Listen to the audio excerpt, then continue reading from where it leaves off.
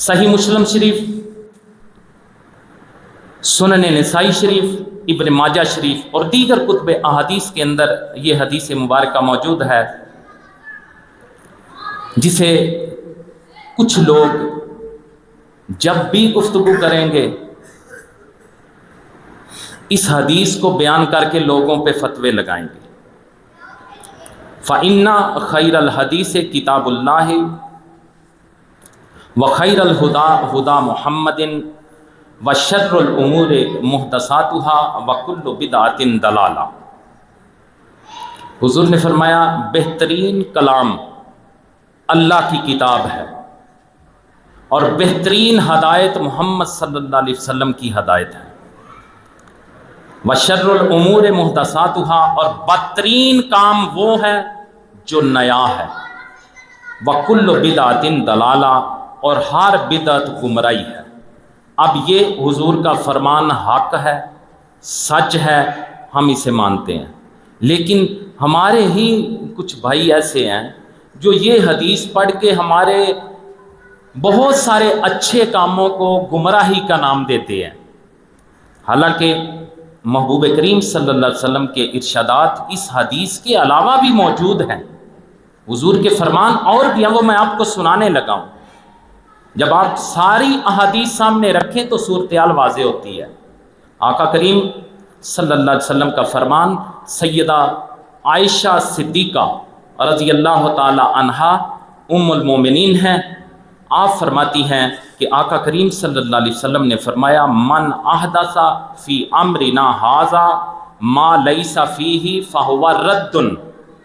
سیدہ پاک فرماتی ہیں کہ نبی پاک صلی اللہ علیہ وسلم نے فرمایا کہ جس نے ہمارے اس دین میں کوئی ایسی نئی چیز پہ ایجاد کی جو اس دین میں نہیں تھی تو وہ مردود ہے۔ اس حدیث مبارکہ میں مذکور ہے کہ جس نے ہمارے اس امر میں احداث کیا، من احدث فی امرنا، کہ جس نے ہمارے اس امر میں احداث کیا۔ حضور کے امر میں احداث کا معنی یہ ہے کہ آپ صلی اللہ علیہ وسلم کے دین میں کسی ایسے نئے کام کا ارتکاب کیا جائے جس کی اصل کتاب و سنت میں نہ ہو، یا ایسا کام جو دین اسلام کے اصول سے، اصول و ضوابط سے ٹکرائے، دین کے اصولوں کو جو توڑے، کوئی ایسا کام۔ اس سے مراد، احداث سے مراد کہ ایسا نیا کام جس کی بنیاد، جس کی اصل دین میں نہ ہو۔ یہ حضور کا یہ جو فرمان سیدہ عائشہ صدیقہ رضی اللہ تعالیٰ عنہا نے بیان کیا، اس کا معنی یہ ہے کہ بدعت وہ ہوگا کام جو دین کے کسی اصول سے ٹکرائے یا جس کی بنیاد ہمیں دین سے نہ ملے، وہ بدعت ہوگا، وہ بری بدعت ہوگی۔ اس بات کی آپ کو سمجھ آئی کہ نہیں؟ آگے چلیں۔ اب ایک اور حدیث مبارکہ ہے جس سے اور بات واضح ہو جائے گی۔ من سن سنتا حسنتا فعمل بها کان لہ اجرھا ومثل اجر من عمل بها لا ينقص من اجورہم شیئا۔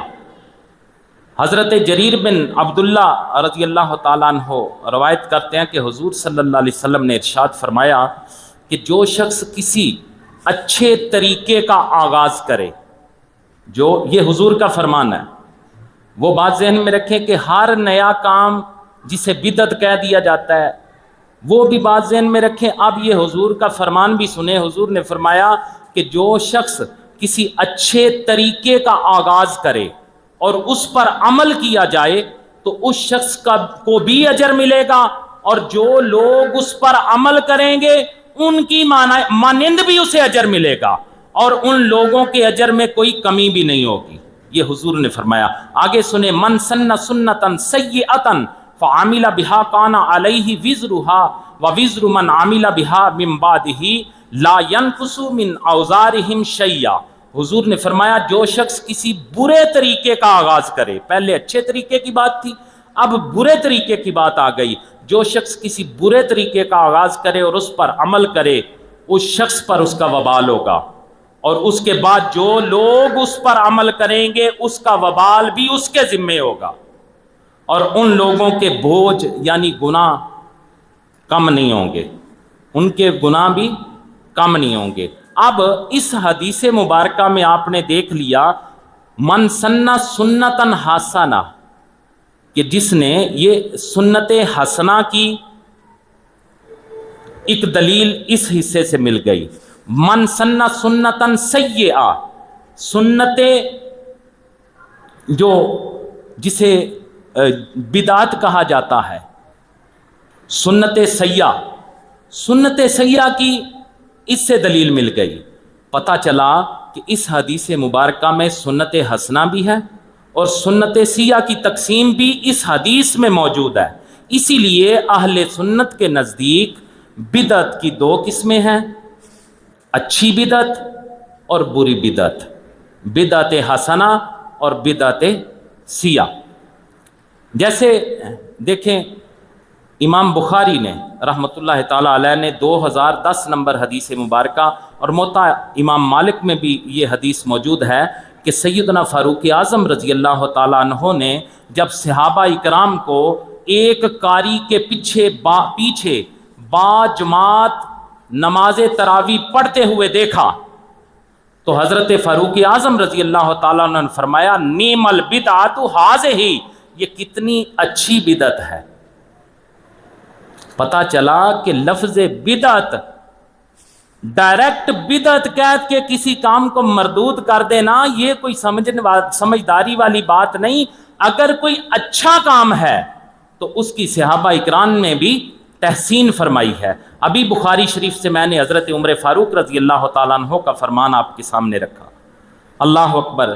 پھر حضرت عبداللہ ابن مسعود رضی اللہ تعالیٰ عنہ آپ فرماتے ہیں ما رآہ المؤمنون حسنا فہو عند اللہ حسن، یعنی جسے مومنین اچھا سمجھے وہ اللہ کے ہاں بھی اچھا ہے۔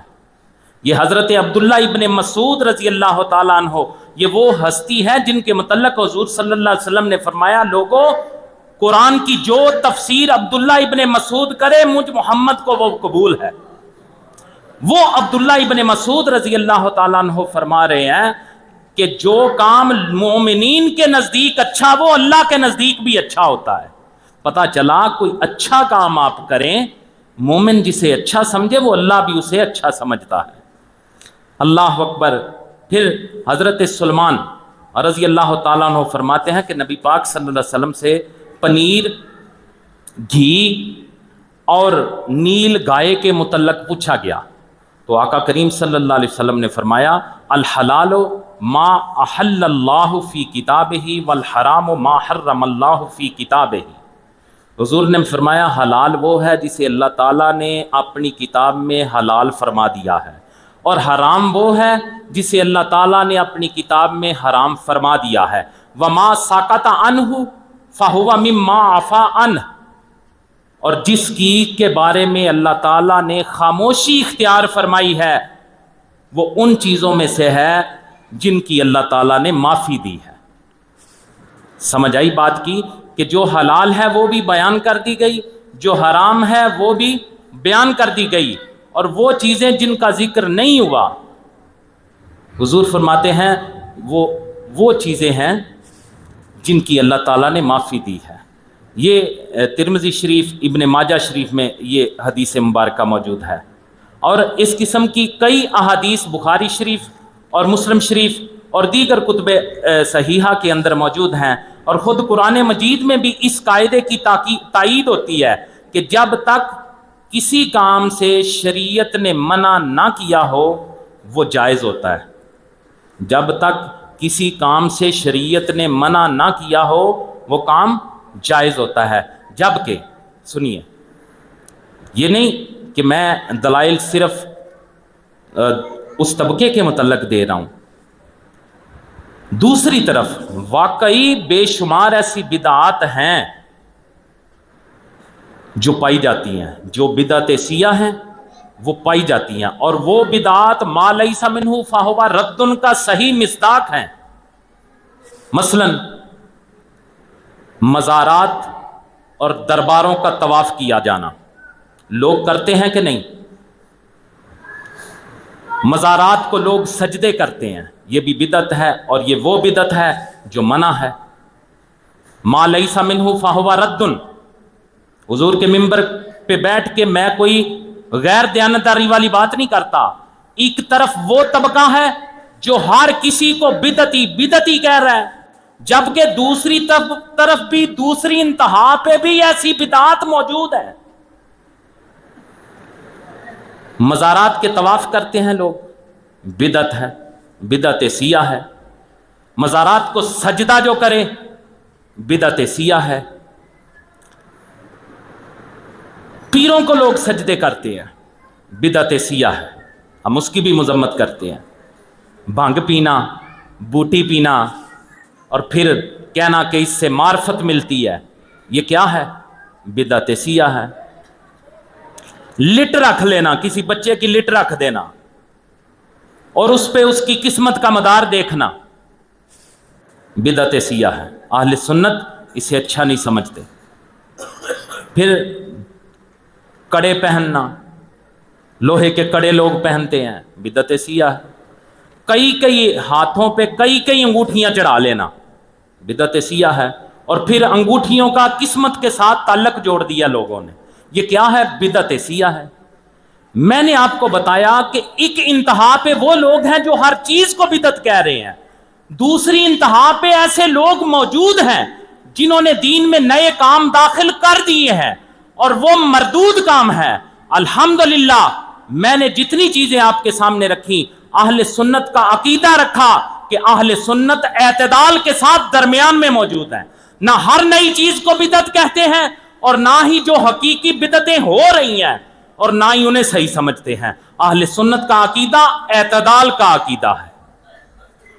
یہ ساری احادیث آپ سامنے رکھیں تو پھر پتہ چلتا ہے فیصلہ پھر صحیح ہوتا ہے۔ اگر ایک بندہ صرف وہی حدیث پڑھ کے فتوے لگائے، دوسری احادیث جو میں نے آپ کو سنائی ہے یہ نہ سنائے، تو پھر فیصلہ تو نہیں ہوتا۔